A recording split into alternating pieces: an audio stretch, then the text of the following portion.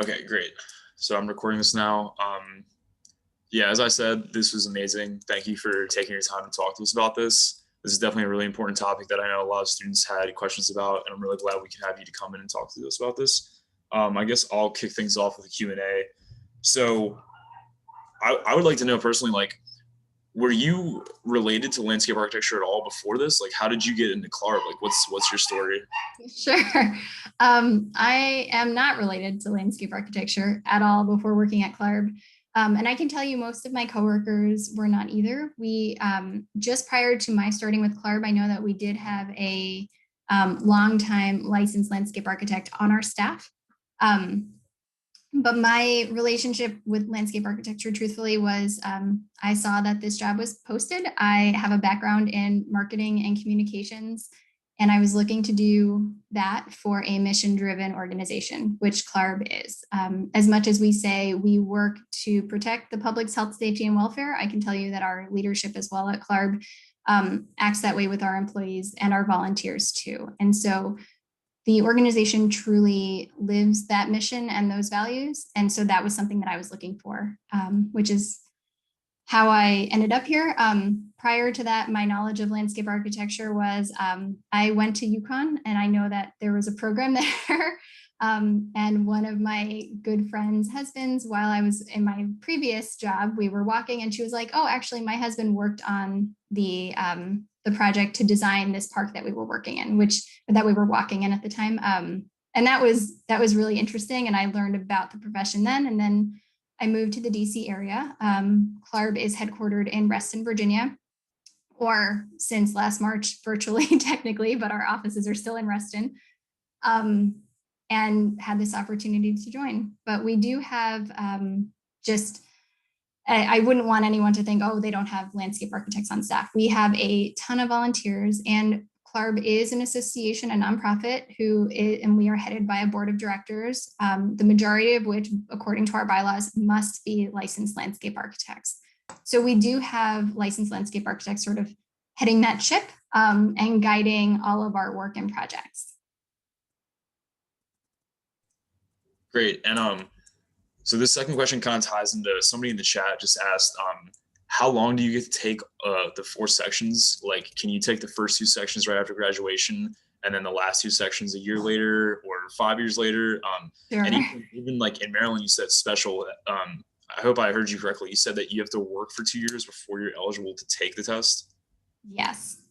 Yes. So you did hear right. So Maryland, on that eligibility map that I showed, is yellow, which means that it's not a jurisdiction where right upon graduation you'd be able to bypass the licensure board and just come directly to CLARB and register. Whereas the green jurisdictions, that is the case. It's not something where, I don't want you to think you can, like where I said bypass the licensure board. That's not to get licensed. That's just to start the exam process. So in Maryland, because Maryland on our map is yellow, there is that something else that is sort of like stopping you from coming directly to CLARB. So in some jurisdictions where they just want you to register with them, in Maryland, I actually checked in with one of my coworkers who works on the council record team earlier today to make sure I was saying it correctly. And she did say that Maryland requires 2 years of experience if you have an accredited bachelor's or master's degree. So you would need to either start that council record and submit it to the licensure board, or you can contact them directly and just hear from them what that experience might need to be, because their requirements for their experience are owned really by the governing entity at that licensure board. So I can't tell you, or CLARB can't tell you, what Maryland might accept for experience, but they can. And then they'll tell you when you're approved, and then each of those jurisdictions that are yellow will send CLARB a list of everyone who's approved right before our registration opens, and then you'll be able to take the exam. Sorry, 1 second. And like, as far as timeline goes, like Timeline, yep. Can you talk about like the distance between tests, like time-wise? Sure, absolutely. So again, that is something that is guided by the local jurisdiction. So when it comes to CLARB's rules, we do not have any time limit. You'll hear from some of your counterparts in other professions that they must complete their exam within 2 years. We don't have that at CLARB. At least we don't have it at CLARB set by CLARB. If you're looking at a jurisdiction that has a rolling clock, they might call it, they will tell you that when you apply or when you go to them and say, I'm looking to take the exam.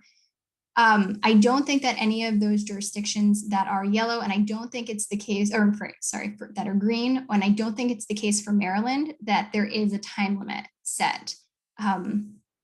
As far as it goes for CLARB, there is no order in which you must take the exam, and there is no time limit in which you must take the exam.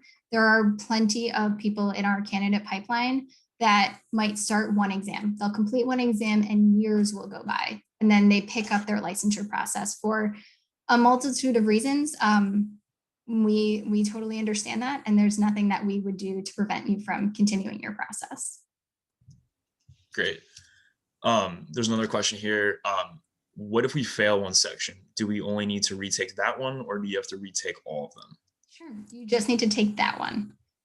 Because there's no order in which you are required to take the exam. If you took section 2 and passed it, and then you decided the next admin you took section 4, or even in the same admin, you would just need to retake that section that you failed. The end goal for your for that checkbox for those requirements, those 3 E's for licensure for your exam, is to pass all 4 sections.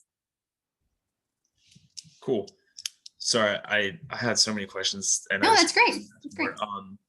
So I thought it was really interesting that you were talking about, there's been a lot of bills about like de-licensing. Like, what is the advantage of all people trying to pass bills to make landscape architecture not licensed?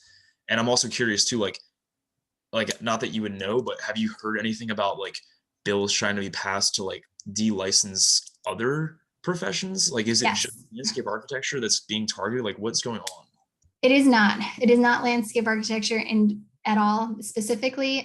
There are major efforts across North America in general to deregulate occupational licensure professions, of which landscape architecture falls. And so if you're on like Twitter and Facebook and you're interested in looking this up, or even if not, if you wanted to go to responsiblelicensing.org, CLARB is actually a founding member of an organization called ARPL. It's the Alliance for Responsible Professional Licensing.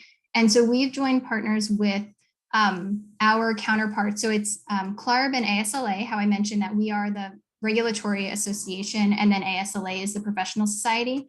So us and ASLA, as well as the regulatory and professional societies for engineering, accounting, architecture, and this is really bad that I'm forgetting the next one, and I'm totally being recorded. There's another one, and I'm so sorry to that profession. But we have all joined forces for the same effort, because all of our professions are experiencing the same thing. And it's also not just these professions. There are so many others that are seeing the same thing. A recent example that I can give you that doesn't relate to landscape architecture is if any of you were seeing this last spring with COVID hitting, and nursing was they're calling it a barrier to licensure, or a barrier to working in that field. They were saying, well, if you're licensed in one jurisdiction, in order to get more nurses in the field and in the hospitals that were needed last March and April, they were saying, if you can show us that you're licensed in one jurisdiction, just come work here, because we need you here right now. So some regulators have seen that as, why do we need to have licensure in each of these jurisdictions at all? It seems to be working. And so it's them last spring, because they couldn't do the bar exam for lawyers. They kind of did the same thing and said, well, clearly people can practice law without proving that they have this minimum competency proven through the exam. And so now all the professors are like, no, that's not how this works. And so there is just a big push. Some regulators just see licensing as this barrier to entry and this barrier to being able to make money and work in a profession. And what CLARB and a lot of the counterparts that we work with are trying to prove and continue to prove is that CLARB is actually, and licensure is actually that standard that protects the public. And so licensure is there to prove that people have this competency, have the education and the training to do this safely and to continue the work of the profession in a safe manner. so that things like bridges don't fall down and buildings don't collapse and entire residential areas don't get flooded out because they weren't designed properly. So really the deregulation efforts seem to stem from trying to remove barriers to make money in those professions. But there are, as we all know, multitudes of reasons why licensure is important and why those regulations should continue. And so we are working hard in that area, as I know ASLA is, because we work closely with them on it. I thought you were going to tell me that there were being proposed bills to like stop the medical exam for like prospective doctors, but that one I don't know of yet. I think it was more of a convenience factor last year. From my understanding, the bar is only done in person, and it wasn't safe to bring people up and coming in the law profession in person in a large setting to take that exam. And then the same with nursing and things like that. But as I mentioned, our exam is in the professional test centers, but then we also reprioritized getting sections 1 and 2 available through online proctoring so that people can feel safer taking the exam. But I do definitely encourage all of you, if you're interested in learning more about the deregulation efforts, there's a ton of information out there. Check out ARPL, check out what ASLA is doing. And I know that right there on their public site, they have a lot of information about what they're doing in their advocacy work. And what each of their members and and what their states, because ASLA is state-based, what they're doing at a local level. So there's another question in the chat, unless anybody else wants to like verbally ask it. Somebody asked, can you discuss the pre-approval process? So what is required, and then in quotes, like a transcript, hours working under an LA, etc. And then how long on average does the person usually take, and how are your hours working under an LA recorded? I think like, so on CLARB's website, doesn't it tell you how you can report your hours, like working under an actual like licensed, like yeah. So we would do that through our through CLARB's council record. So you would start your council record. There is a fee for that. And so I'm telling you that flat out, because for students that are graduating and looking to work in a jurisdiction that's green, the council record is required in order to take the LARE, because that's where we house your exam history. And so once you pass or fail that exam, we put all of your information there, and that's when you start to gather all of your the 3 E's into your council record. But if you're in a jurisdiction like Maryland, you can do your experience. I would honestly check in with the licensure board in Maryland, see what type of diversified experience is required. But if you were to just be starting your experience now, and you're looking at potentially 2 years from now is when you'd first be able to take the exam, you'd be paying for a council record for 2 years without being able to take that exam. And so being someone who works at CLARB, I'm really not here to tell you, please buy this council record for something that you're not actually going to be using it for yet, because you're not in a point where you can use it to apply for licensure or reciprocal licensure or take the exam. But if you do already have that experience, if you're at a point where you have been a part-time student or you took some time off and you know that you have at least close to that 2 years of experience, I would encourage you to put that into your start the council record, load your experience into it. Our system, what the council record does is you look up your employer. If it's not there, you enter it into our system, both the firm and the person's name. And then what we do is we send off an email to the employer to verify that you worked for them. And then they kind of tell us all of the different types of experience that you would have gained working under them at their company or for other employees. And then we use that to verify your history. So then what we would do is send your council record to Maryland and say, we have already verified all of this, approve them to take the exam. And then Maryland would say, okay. So that's really it. I'm not able to tell you the exact type of experience that Maryland accepts, because like I said, it's at the local jurisdiction for them to make those decisions of what their guidance says that they have to do. But I can tell you in terms of how you would enter it into the council record and what you would need to do kind of with that information. If you decided not to start your council record before you were applying for eligibility for the LARE, then you would have your council record while you were taking the LARE. It must remain active while you're in that process. And then once you passed, if you were applying in Maryland, like I think I mentioned this earlier, because it's sort of a reverse process, you would then just notify Maryland that you passed your exams. We could send them your exam history and say, yep, we're confirming what they're saying is true. They would issue you a license. Then you would take that license number, put it into your council record. We would evaluate you for that CLARB certification. And then you have a full CLARB certified council record that you could then take to apply for licensure in another jurisdiction as well. I don't know if that answers it in the way that you want it to be answered. No, I think it does. So to simplify that, basically, you need a council record while you are actively taking the exams, but you do not necessarily need it while you are gaining your experience. You just need to make one after so that you can put in your experience. Correct. Yeah, I would say as you're getting closer to when your experience is being complete, because then I honestly don't know how long it takes Maryland to review the pre-approval applications. I can tell you that our registration cycles for every single one of our administrations is open for at least 2 months. So if you started it, so for example, our exam that starts in early April, we opened up registration on, I think it was January 4th. It was like the first business day back after the new year.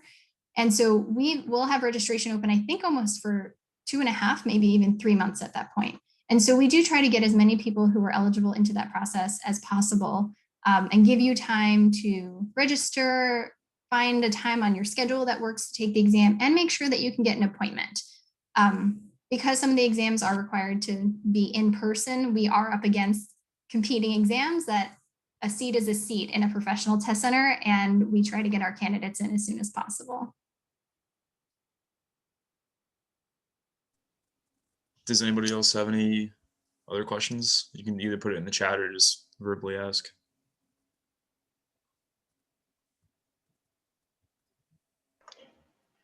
Hi, yeah, I had a question about professional suffixes for registered landscape architects. I've seen LA, I've seen RLA, I've seen FASLA as well, but that's got completely different. I'm wondering if there is a standard professional suffix for a registered landscape architect. Sure. There is not at the CLARB level or at the, I can't even say at the federal level because CLARB is not at the federal level. But it is really local to your jurisdiction. Your jurisdiction may issue you a license and say, this is your RLA number. And then you would be able to use it in that way. CLARB certification does offer the ability to use our CLARB certified logo that we would offer anytime we say, yes, you are CLARB certified, because it's an automatic process, we send out like a, lack of better words, like a welcome package kind of thing that has all of our imaging in it. And welcome anyone to use it in their offices, resumes, LinkedIn, that kind of thing. But that's, I know, a completely different answer to the suffix question that you're asking. But there is nothing that CLARB would designate for a licensed landscape architect. That would all be at the local jurisdiction. Sorry, Hannah, I didn't see your question earlier, but Emily, I didn't see your question either. Emily asked, so if she wants to work in Maryland, does she have to work under a licensed landscape architect in Maryland? Or say, can she go work under a licensed landscape architect in Delaware and have that count for her Maryland requirements? That is a great question and something that unfortunately only Maryland can answer for you. That's kind of the sticky spot that we are in at CLARB because we don't create those local requirements. We can't tell you what would be accepted. But we do know that they are more than happy to answer those questions for you.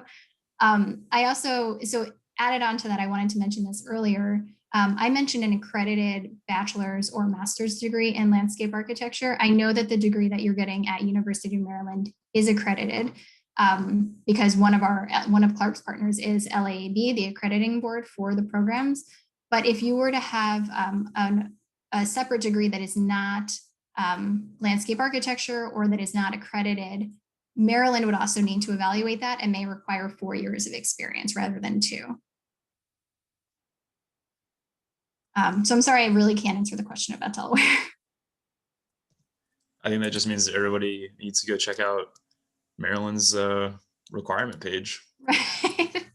which we already are going to have to do if you're trying to work in Maryland. So That is true. And I can tell you that our CLARB team that answers the phones as well, they know a lot more about just the general process. That's why I mentioned earlier that I contacted one of my coworkers earlier today to make sure that I at least knew the pre-approval process. But they too would say, please contact Maryland, mostly because we don't want to speak on behalf of a jurisdiction. We don't want to interpret someone else's laws and say it the wrong way to kind of guide you down the wrong way. The last thing that we would ever want is to give you incorrect information so that you start working under someone and find out a year later none of that counted because someone at CLARB gave you the wrong answer. So what exactly would I search up in order to find Maryland's requirements? Like, does Maryland have its own branch of CLARB, or is it totally like, is it like the state of Maryland? Like, what exactly? Yeah, let me see. Can I go back? Nope, can't go back. All right. There was the slide that had like just the Maryland landscape architecture licensure website that I showed. If you just search for honestly like landscape architecture licensure Maryland, you'll come up with that homepage, and on that page you should be able to find what those requirements are. Great. We have, let me see if I can be super fancy and search for something else on CLARB's page. So I showed you the eligibility page. And we also have a separate map that shows our licensure requirements. I'm assuming that you probably can't see this, right? Oh, can you see a map I just pulled up? Yeah, we can see it. Oh, great. All right. I'm just sharing my whole screen instead of one window. That's awesome. Okay. So that take the exam, how I mentioned, is on the top. If you go into apply for licensure, that same in this section, view licensure requirements, will bring you to this map. And so this map will show you the licensure requirements in each jurisdiction. So just figure maybe I can help answer this question right now. It says and experience. So if you wanted to kind of take the time to read through all of this too, it actually lists out how many years of experience under each type of, I guess, employment would be required.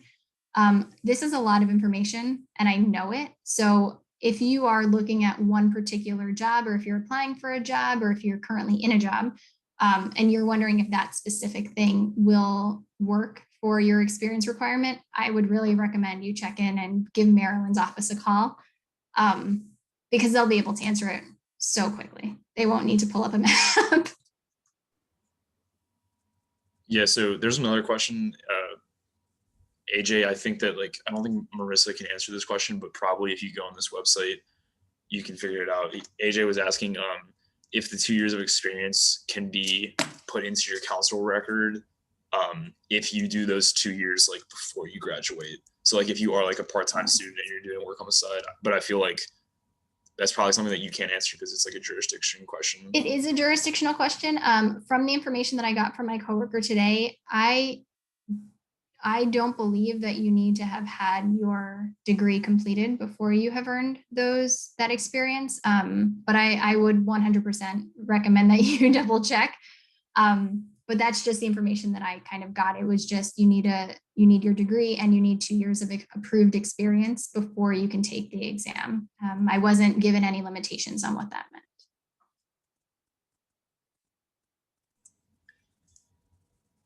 Great. I know it's been an hour now. I don't know if you have a hard stop time or anything. Anybody else, if you have any questions, I feel like now is definitely the time to ask.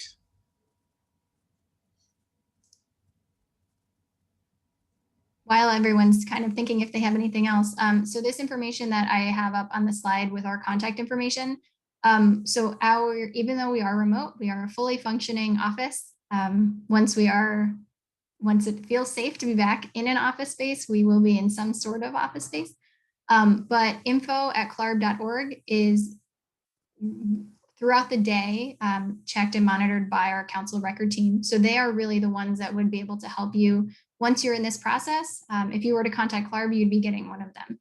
And they are the experts on the council record and the exam. And they'll be able to answer any specific questions that you have. The phone number there also gets you to that same team. If you were to reach out to us on Facebook, Twitter, or Instagram, and we're at CLARB HQ on all of those, you get me. So part of that communications and outreach manager. I don't want you to think that if you were to contact us, you might be waiting for days. If you do, it might be because I'm out of the office that day. But otherwise, it is directly me responding to those. And sometimes I just might take a beat because I need to go ask a coworker what the best answer is to give you. But you do get real people. We are a small organization. There's 14 of us total that work there. And we will do anything that we can to help you in this process.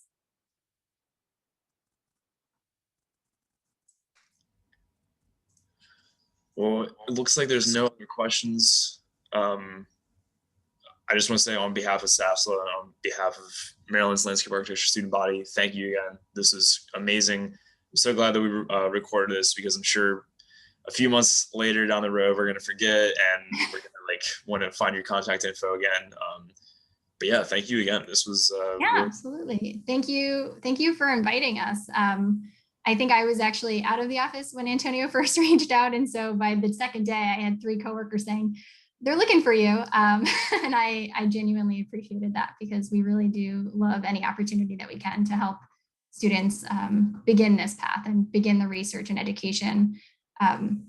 I personally really like this because I know that the larger professions like accounting, the career services departments are kind of throwing information at you. And I know that you all kind of had to work a little bit harder to get it yourself. So anything that myself or that CLARB can do, we are truly happy to help however we can. Well, thank you, Marisa. I just want to, I guess, kind of end off real quick and just kind of say thank you to everybody and thank you to Ian and Antonio for reaching out to Marisa and having this awesome talk. And Marisa, awesome job. I absolutely love this. This was amazing. And I'm sure if we have any more questions, we'll contact you, or if we want to do another session, we can always do that as well. So thank you guys. And you are free to go after this. So thank you guys so much. Thank you. All right, well, thanks for coming, everybody. I'm going to end the meeting.